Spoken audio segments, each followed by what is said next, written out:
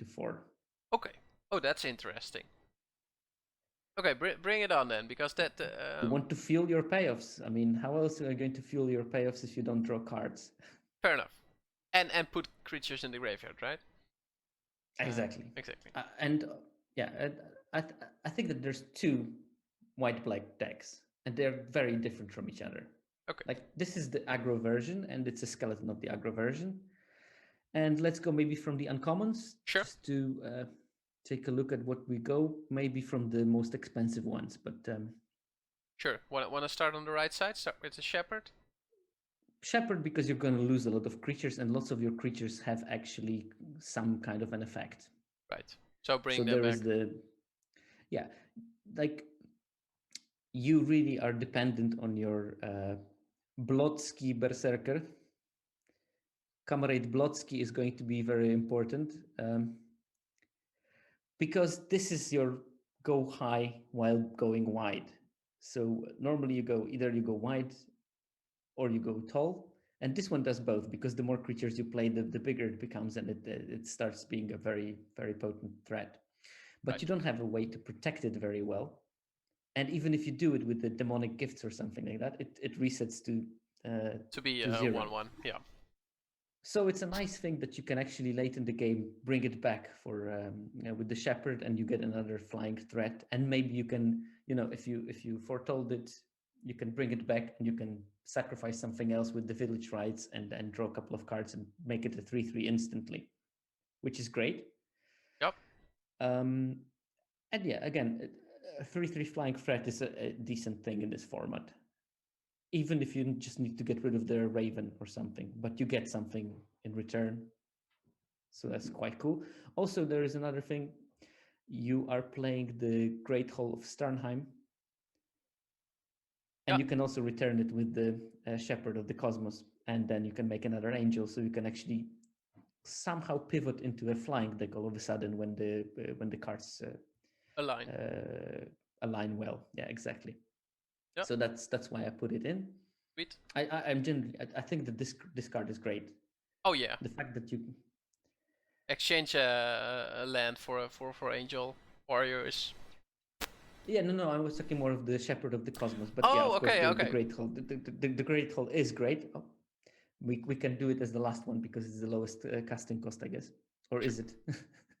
It is. No, it's a black-white card. But enough about Shepherd, because we had it in the previous archetypes. I think we can go to Firja. Yeah, pretty art. Something, yeah. I really like those Viking theme.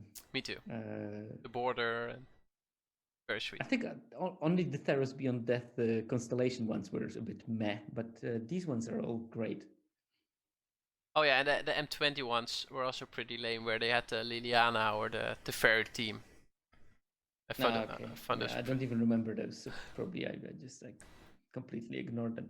But Firja is a great 6-drop. Yeah, this is like a really potent 6-drop, and it is the reason to play this foretell and then play for 0 artifact guy, because I don't want to play Firja and then get it killed without getting the bonus. I definitely want to get the bonus. So I want to have at least 6 lands, or I want to be able to play something for 0 the moment she comes into play, because then at least I can get a good selection and a card draw out of her, even if she gets killed. Mm-hmm.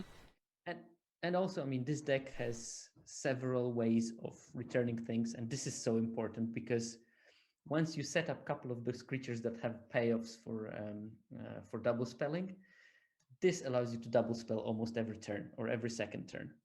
So I mean, you play it like and 2 for lifelink flyer. I mean, it stabilizes as well. So it's busted in half, and you want to make sure that you get all the value you can get from this.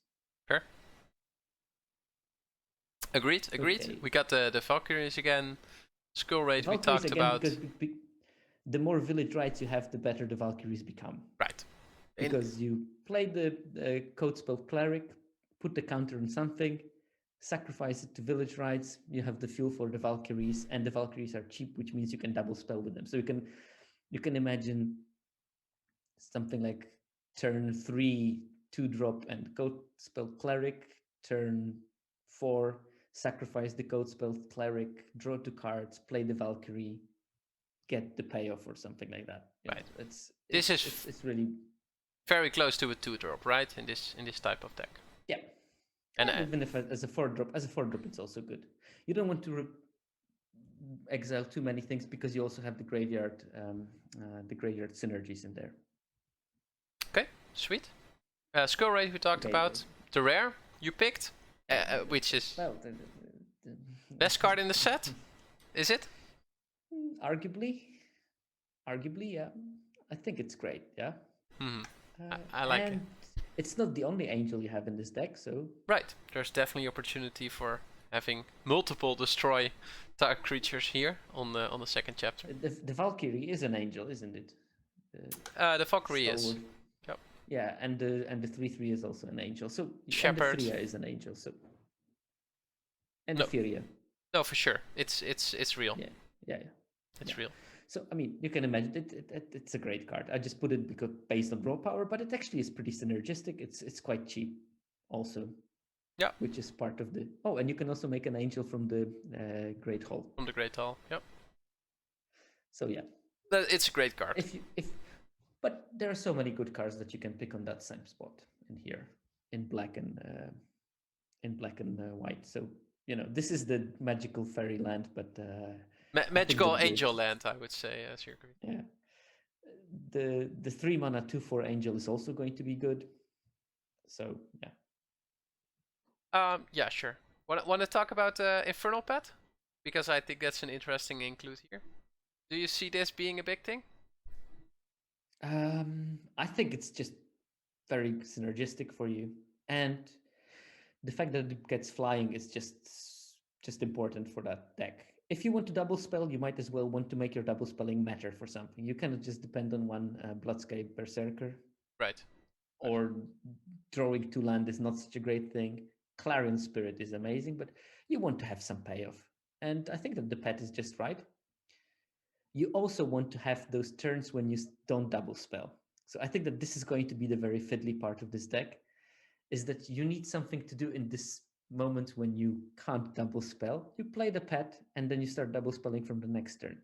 You activate the Great Hall, sacrifice the land, make the angel, and then from the next turn you can do the double spelling. Maybe you can put some kind of a boast creature, so you can boast on one turn and get some value from boasting while you wait for getting the 2 spells, because you are sitting with 1 code spell cleric in your hand, and you don't want to play it as a 1/1 because that's just atrocious.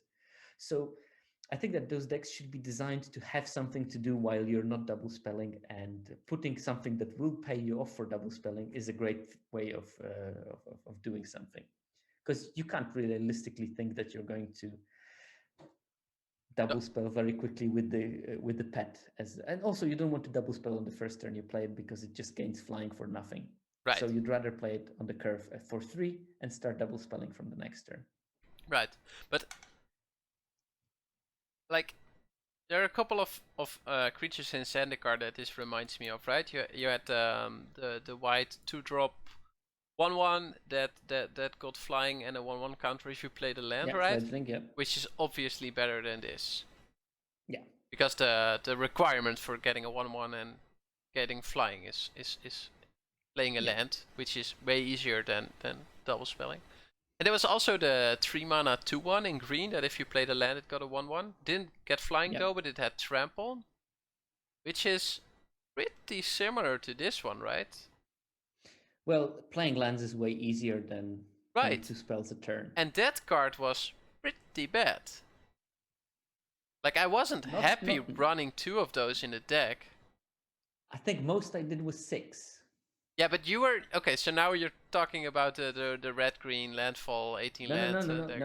No. I played them in a completely different deck. These were in my grindy, expensive spells landfall decks that were usually Naya, not even 2 colors. Okay. But outside of that, and also very successful. But I wouldn't play the Infernal Pet in black-blue. No, right. For a good reason. No, but I mean, I think it only will find home here, and you will be able to pick it, and it will be your easiest payoff. But I think it's going to be good if your deck is But if it is C+, though, I mean, Alex gave this a C+. I don't think this is a C+. I mean, the 2-1 trample in Zendikar was a C, right? It wasn't close to a C. It was one of the most undervalued cards in the format until the bitter end. And I think that people just... I think I had something like 70% win rate with my landfall decks, and independent of the build. I only went into them when I knew that I can. That's important. That's why I managed to get one with 6 side cats, because clearly no one was picking anything landfall related. And I usually didn't end up in 2 colors. I needed 3 colors. But if you're a landfall deck, you have so many lands, you can play 3 colors, no problem. So I think it was very, very, very underappreciated, and it was a really good card. The problem of that card in that format was that Into the Roil was just devastating. And everything that had blue played Into the Roil, and that was super annoying. Right. But apart from that, it was a great card. So you're in line with the C+ for this Infernal Pet here. Even in though this archetype, yeah. Okay. Because I think, like, how realistically is it that we're going to double spell twice after we play this? Like, let's say we play this on turn 3. If you play 3 village rights, that's quite possible. Okay. Because every turn that you play village rights, you're going to double spell. Right. But I mean, you need to double spell at least twice to make this a good card, right? Yeah. Notice the 2 Rays of the Draugr. That's another card that will double spell every single time you play it. Yeah, right, because you get a cheap creature, you play the Draugr, so, you add a creature to the board. It comes with certain deck building constraints. I mean, look at the removal of this deck. There's hardly any, right? Yeah, I have, I think, 1 way down, because it costs 1 mana. Right, so you can double spell with it. And you have the creatures in your yard to exile, so it's a fine fit. Yeah. I would exactly. I would probably play 2 if I can get my hands on 2, but indeed. Yeah, just I get it. Okay, I'm just not into Infernal Pet. Calling it now, I think this is a C-. I don't think you're putting these in your deck. But, and I'm sure that this card will drop in people's evaluation very quickly after the set is released, but I still think it's going to be good. It's just that people are going to build their decks not enough Ham style, I would say. And I'm pretty sure that Ham was going to play them quite successfully, because he is the absolute master of playing this type of fiddly constructed decks. And he will play like 4-way village rights and 4 code spell clerics, and then will kill you with the infernal pets by double spelling like every single turn possible. and probably rightly so, right? But I'm just not that high on the card. Hey, first. This is the kind of deck that really needs to be even more constructed style than the white green, I think. Yeah. No, I agree. You need to go all in on the double spell, or you shouldn't. I think. Yeah. And then you have, like Clarion Spirit is a no-brainer. Bloodsky Berserker is a no-brainer from uncommon still. Yeah. See, which one did you mention secondly? So you mentioned the Clarion Spirit, and then you mentioned... The Bloodsky Berserker is the... right. Yeah. The obvious one. Okay. Yeah. Orzhov of the Fallen is also here. I think this is the... This is the Boast one that you mentioned, right? And you could. This is the Boast possibility, but I can see quite some few other Boast spells just to have something to do on the turns where you can double spell and you want to keep your stuff. How do you like Orzhov of the Fallen in general? Like I like it as a turn 1 play, of course, because there's this obviously turn 2 you Boast, make a 1/1, which I get. I get that it's great in those situations, but when you draw this on your turn I like 5, it as a turn 3 play as well. As in, you play it together with something else and you double spelled, or yeah, exactly. Okay, yeah, that's fair. There's a couple of the spots where having this 1 mana creature is good. I like it on turn 6 play when I have Furia hitting the board, right? And I need something for 1 mana to make sure that I get the card. So I think that those 1 mana creatures will be easy to slot into those mana curve gaps when you can double spell just because you have this 1 mana spell. Yeah, for sure. It's it's nothing like it's not super good. No, right? I don't think it's probably better in constructed than in limited, because in constructed it's probably going to be part of some kind of a busted white weenie aggro, because you just want to. There's so few 1 mana 2/1 creatures nowadays. Right. And it's a warrior, so it might have types for that archetype as well. It has types. What is it? Warrior, spirit. Spirit warrior. Spirit. Spirit is unfortunate, but warrior is great in standard, not in limited. There's been spirit constructed plans in the last couple of sets, so maybe there will be some spirits. They just need a lord now, I think. Maybe we had a great lord a couple of sets ago, but that's not a standard anymore. Supreme Phantom, wasn't there? Right. Yeah, I remember that. So I wasn't playing that long at that point in time, and I was mostly the one landing constructed cards from friends that played way longer. But of course I had 4 of the Spirit Phantoms because I drafted that set a lot. And then suddenly people actually wanted to land. That was the first time somebody actually wanted to land a card from me for a modern tournament. I remember that very clearly. I was like, are you serious? Do you think I have a card for your modern deck that you don't have?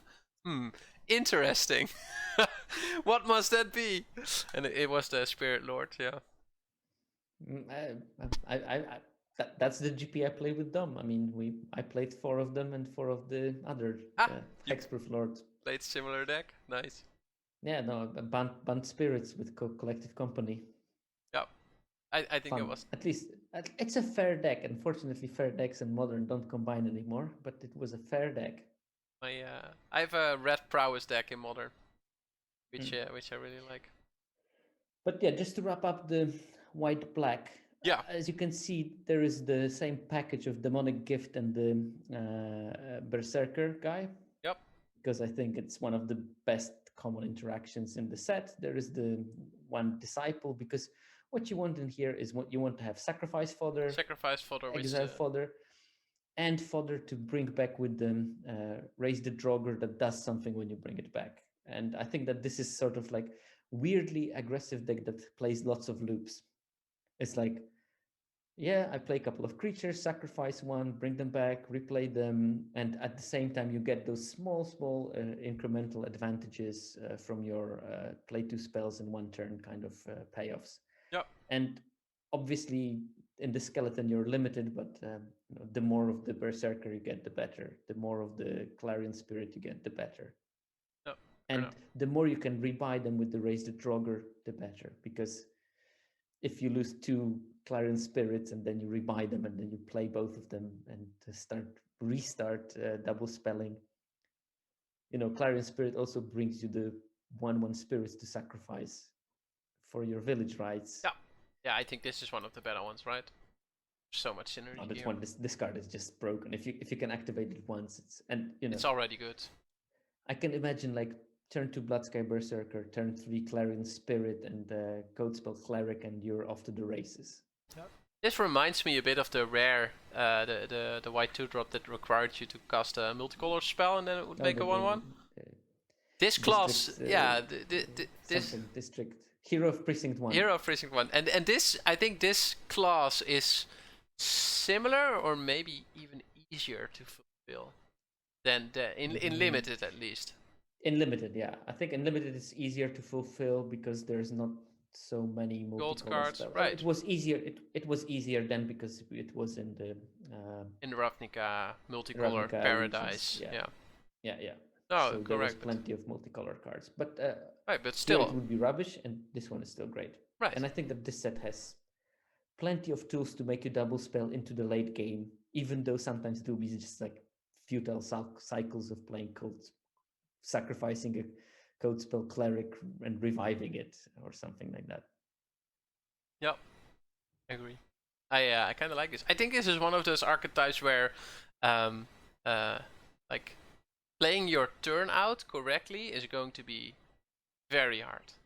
I think sequencing the right order, like did you attack before you went to sacrifice your creature? Did you get your damage in before you actually started doing your thing, I think this is one of those decks where I'm going to make Mm. quite some mistakes. And I think that, yeah, and I think that this is one build, and that's obviously I'm an aggressive player and I want to build the more aggressive version. I think that there is a very good grindy version of that deck, and I think that it has to be based on the Furia, and then it has to have early game when you basically survive. You play your 3/6 vigilant cats, and from then on you start grinding value. And you're playing all those reanimation spells, and you don't necessarily have to double spell every turn, but at a certain moment you start double spelling, and because of Furia's ability, you start drawing very powerful late game spells and playing two of them at the same turn, and you get plenty of recursion, and you start looping it like that. And in that deck, I think the Infernal Pet will be much better, because this is the sort of like a creature that will slowly get there and slowly start chipping the damage, 3 here, 4 here, 5 there. Yeah. And it's going to be more like a mid-rangey version of it. And I think it's also going to be a very aggressive deck, but probably you don't want to have 3-4 village rights in that particular build. You want to have, you want to have your early removal, early defensive creatures, and then later you just start the grind fest. I think this is so. Dom calls it refreshing, this archetype, and I fully agree. I also think it's rather interesting that you're not you're not fighting over the strong removal spells in black and white, for example, right? If you're playing this, because I think you correctly added only one way down. So I think this might also be a deck that can exist next to the other black-white archetype you've been talking about, right? I think in that sense, it could support 2 black-white drafters and 1 table, because there's simply not that much overlap, especially in the early drops here. So I